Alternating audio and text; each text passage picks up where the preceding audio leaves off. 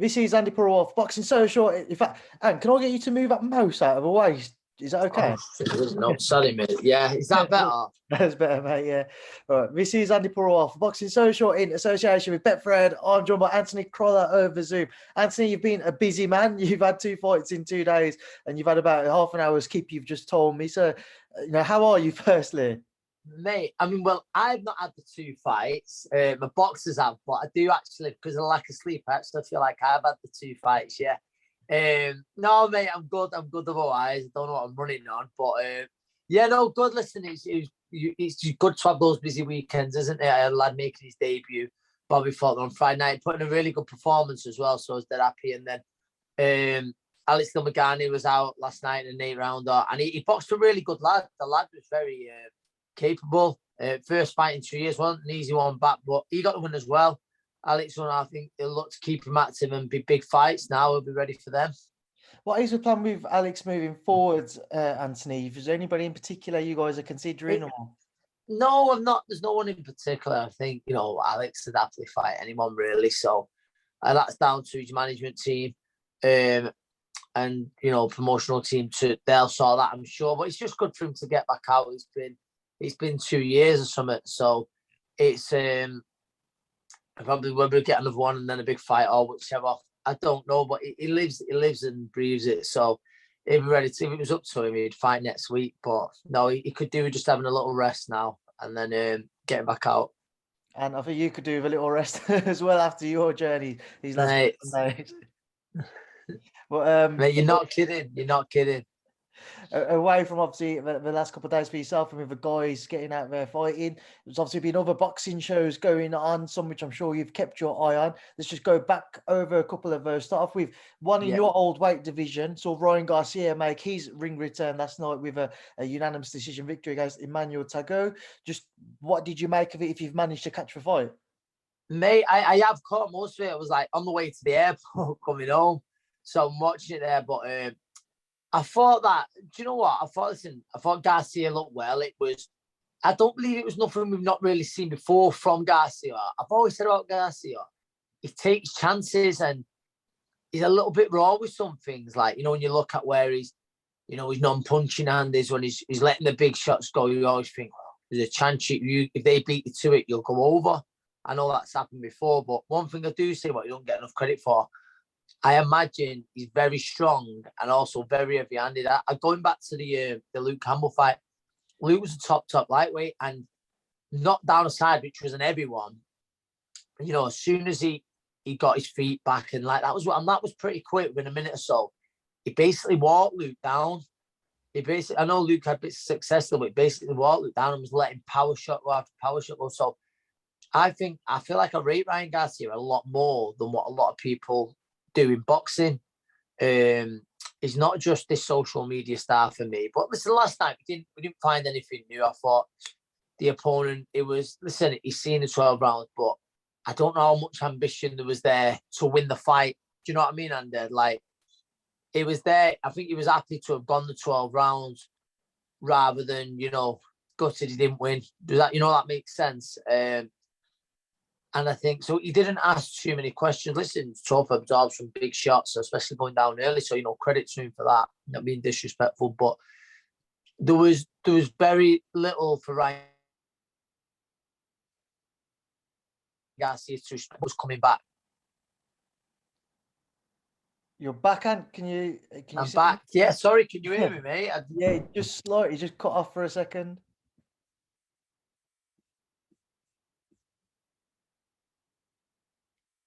It's cut off again.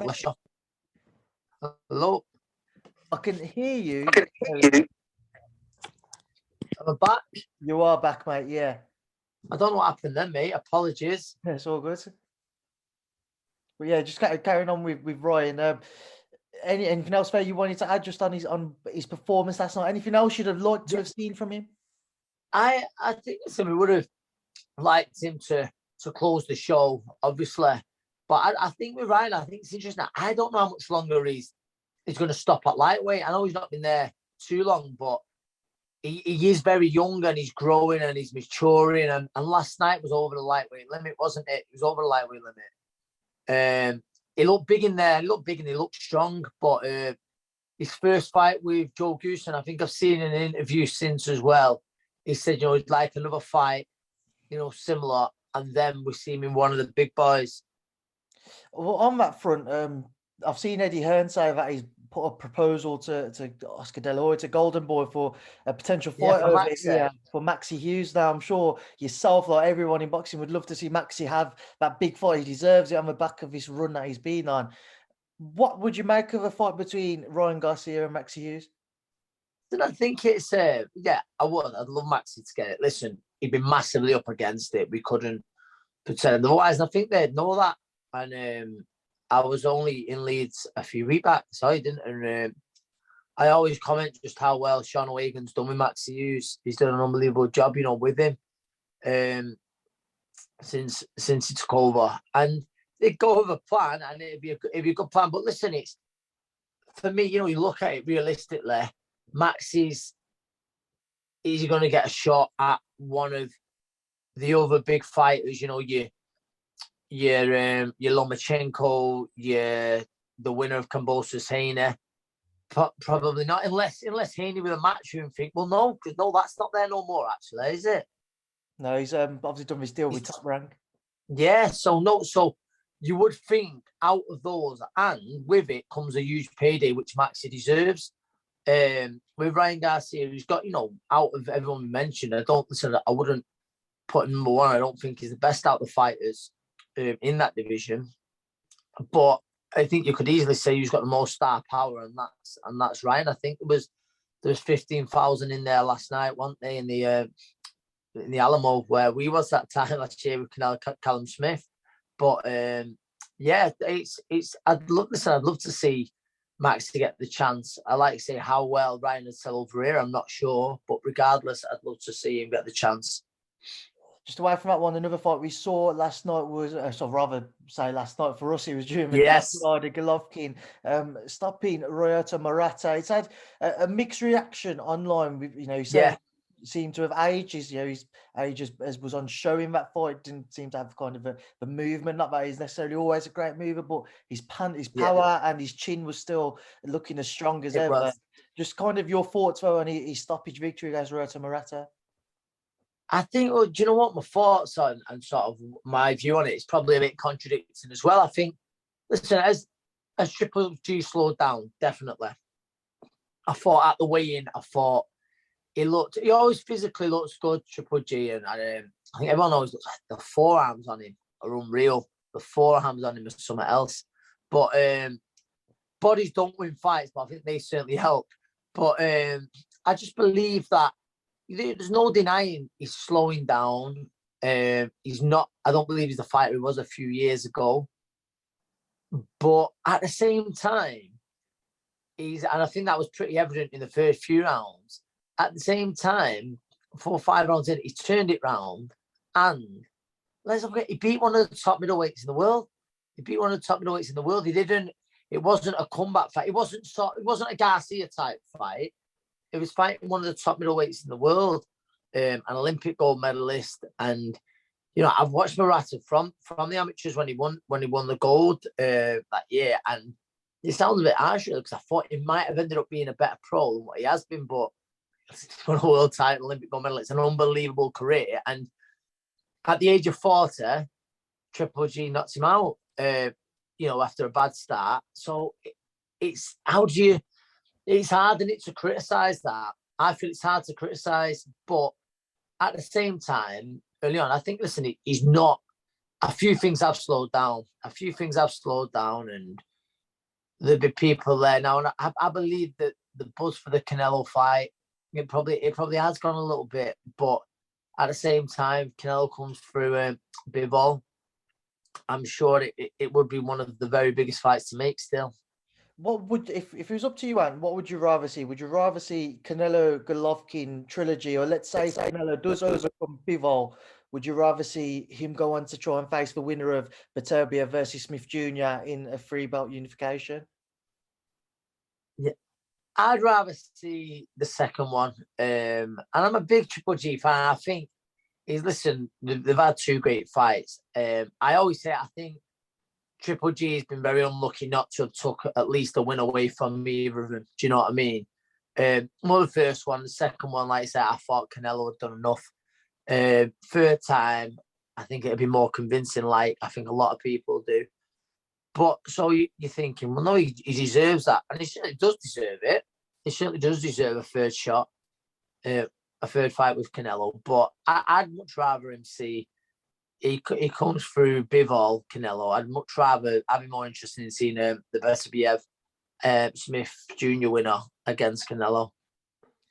Just away from that, and just a couple of topics we want to quickly touch on. Obviously, next week we see Conor Benn in Manchester in your hometown versus Chris Van Heerden. I imagine you'll be in and around fight week for that. Just want to get your thoughts on that fight, though. I know Conor's going to be a big favourite heading into it. Is it almost kind of like a lose-lose situation for Conor? You know, if he produces these emphatic performances we've seen recently, he won't get the credit he might deserve. But say if Chris Van Heerden's tougher than what people will expect him to be, yeah, criticise Conor for not doing a better job if he was to be successful. Yeah, I do think it's going to be hard for him like that. Listen, Conor's super professional, and Chris Van Heerden, again, like there's no denying his better days are behind him, but you know he's a very tough man. And regardless, if Conor is to do it early, it would be still a very impressive result. It's just I think it's more. You can't really call it a keep busy fight, you know, at this stage in Conor's career, but it almost is. You know, after looking to go for one of the big names, but obviously Van Heerden, very proud man, he'll have other opinions on that. I know he said a few things in the build-up, which you could probably say probably a little bit disrespectful to Conor. So he's going out there to do a job, and I believe he will do it. I believe he will do it. I think he does it inside the first half of the fight, and it's like without a doubt, Conor's. The improvement in him is absolutely mental. He has improved so much. Physically, he looks great. But yeah, I think just he's the worst kind of opponent for Chris Van Heerden. You know, someone who's sharp, explosive, powerful. And I see Conor doing it inside the distance. Away from Conor, just two other topics to touch on. Obviously, Fury-Whyte is also edging ever closer. That's only 2 weeks away yesterday. Again, Dillian remaining silent. Anthony, what's been your thoughts on his approach as still we edge ever closer? Yeah, listen, each to your own. If that's the way Dillian's going about it, whether it's mind games, whether that's just what he does, he thinks my purse is guaranteed. Why put myself more? I think, like most people, I find it a little strange that I'm not saying he's in it for that, but that's his huge moment. You know what he's waited so long for. I do find it a bit mad that there's been no build up. There's been no build up to it and I think the scale of the fight, it only would have done Dillian's profile good.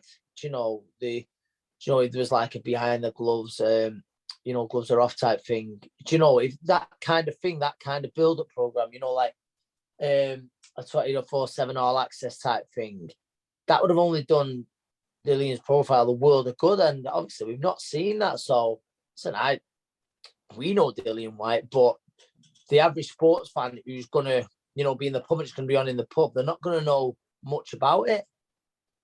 So I like to say, I think it'd be obviously I think it's a strange decision, but if that's the decision that he's comfortable with, it's the right decision. But obviously it's a strange one for me. It's not one I would have done personally or I would have advised. But if he feels it's the right decision, it's the right decision. And what do you actually expect to see when they meet in the ring? I spoke to David Price the other day, and he said that he expects it to maybe be a bit of a dirty fight.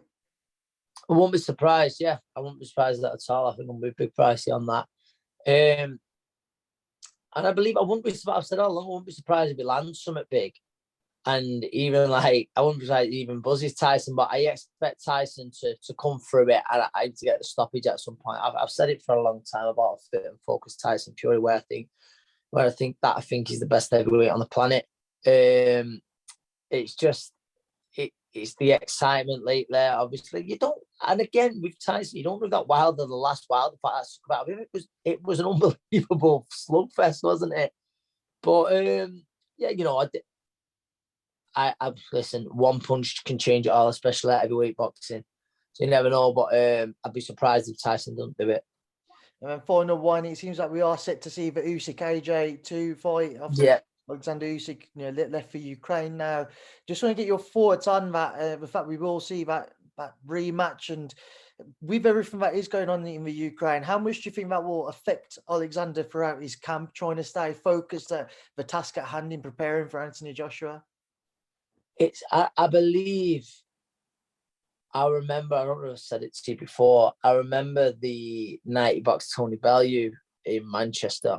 Listen, I know this is very different. Some people will be listening going, wow, are you comparing that? And I'm not. But I just remember his mentality and I was fighting due support on that bill. And the hotel alarm got set off in the middle of the night. And I don't mean it was just a quick fight. It was like, honestly, it was like sirens. It was mental, it was like honestly, like airstrike. It was that loud. And it was ringing, and I thought, what has gone on? Anyway, the next morning, he comes to breakfast, and I'm talking with Eddie, and he comes over to Eddie, and he goes, hey, Eddie, he goes, good one. Just laughs it off. Just laughs it off on a spot. Fair play to him. Whoever's done it. He just wasn't bothered. He just took all the way at it on a spot. He wasn't bothered one bit. And listen, that's probably a bit pointless telling that when you think, because what's going on in his country is a million times different. But one thing I think that Usyk was doing before all this, he was becoming that crossover star. Everyone was liking him because he's a really likable guy. And making that crossover, and I think because of everything that's going on, because he's representing Ukraine in this fight, he'll be fighting with the country's hopes, on his back and that. I believe he'll have so much more support than he did the first time. And I think that could work for him. But there's no denying there's a lot more expectation on Alexander Usyk now, which probably does AJ a favour. It was huge last time. But he was almost, he was a slight underdog, wasn't there? Not a huge underdog, but he was an underdog. This time, it'd be a pretty big favourite, but also with the amount of eyes on him, his profile, for everything that's happened as well back home, that can only be more pressure. We just see how he handles it. But I think that's what I was referring to. And my point was, he's very professional, very little rattles him. Right, Anthony, we'll leave that there now. Leave to enjoy the rest of your day, and obviously go and tune in and watch that Liverpool game. You got a score prediction for me? Well, mate, hoping, and I do believe a Manchester City win. I will. I can't even say I'm a Manchester City fan for 90 minutes, but I thought of him today. Well, mate, I hope you have a good one and enjoy the game. I will speak to you again soon. Thanks. Take care, Andy. I will see you soon, mate.